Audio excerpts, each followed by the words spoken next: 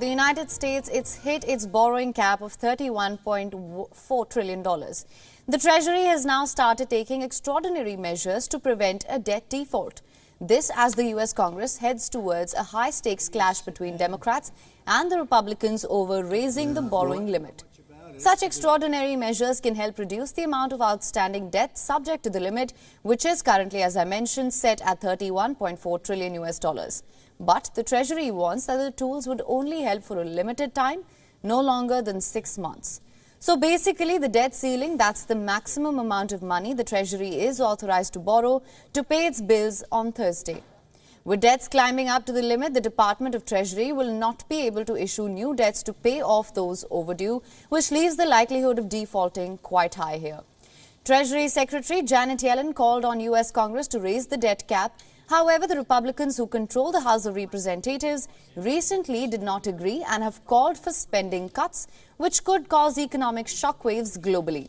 House of Representatives Speaker Kevin McCarthy said that he believes the Democrats would agree to the cap government spending to avoid a U.S. debt default. He also wants to discuss this idea with President Joe Biden.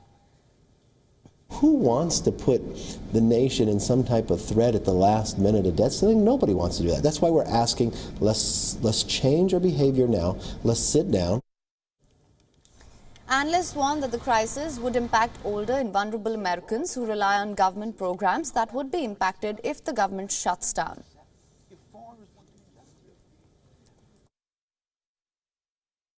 First of all, some people or businesses might not get paid who are expecting to be compensated by the federal government in particular programs, and we don't know who those individuals or entities would be.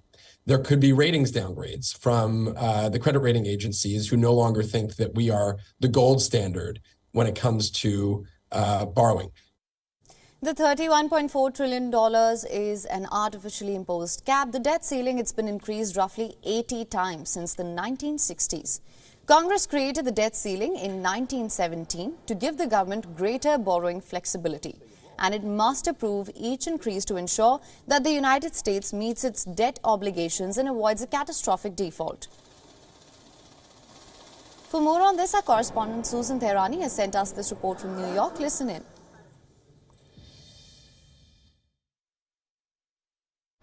House Speaker Kevin McCarthy has promised his members that he will not move to raise the spending bill without spending concessions from President Biden. However, the president has signaled that he will not negotiate at all over the spending limit with the Republicans. No one in Washington wants to be blamed for triggering a default.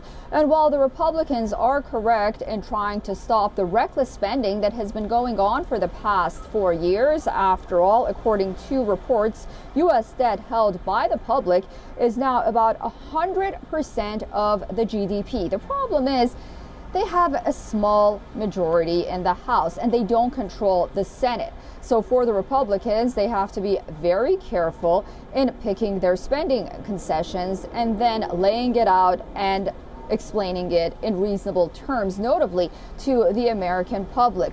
Worst case scenario for the Republicans would be to talk tough now and then ultimately give in at the end. That is, after all, perhaps what the Democrats are hoping will happen, and hence President Biden is not coming to the negotiating table, for now at least. Susan Tehrani reporting from New York for WION World is One.